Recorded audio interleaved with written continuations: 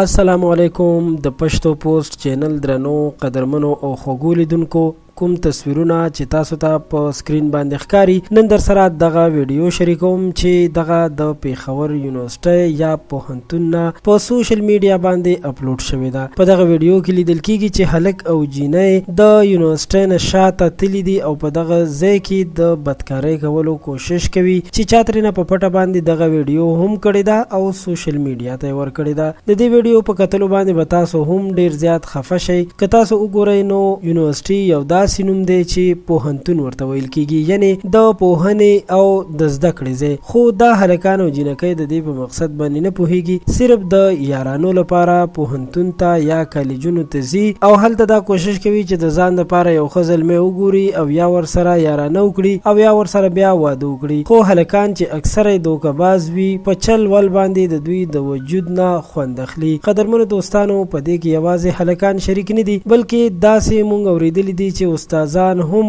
د داسې جنکو د بلیک میل کولو کوشش کوي او په مختلفو طریقو باندې دوی مجبوروي چې خپل استادانو سره ناروا کار وکړي، چې په دغه کې یو مجبوری د امتحان د پاس کولو یا نه پاس کولو ده. په هاستل کې چې کومې جنکۍ پاتې کیږي هغه اکثر په داسې کارونو باندې اموخته کیږي. هر مور پلار ته پکار دي چې خپل لورګانې هیڅ کله هم هاستلو ته پرې نږدي او نه هغوی په یو داسې ماحول کې پرېږدي چېرته چې هلکان او جنکۍ یو ځای سبق وایي، بلکې د جدا سبق بندوبست وکړي شي. یعنی هلکان دي په خپلو تعلیمي ادارو کې ځان ته سبق وایي او د جنکو لپاره نور هم داسې یونیورسيټي او پوهنتونونه شته. پکار ده چې مور پلار خپل شي په داسې یو پوهنتون یا یونیورسيټي کې داخل کړي چې هغه صرف د جنکو لپاره وي. امید لرم چې تاسو به د پښتو پوسټ چینل دا ویډیو خوښ شوی وي. ضروري لایک کړئ او زموږ چینل پښتو پوسټ هم سبسکرایب کړئ.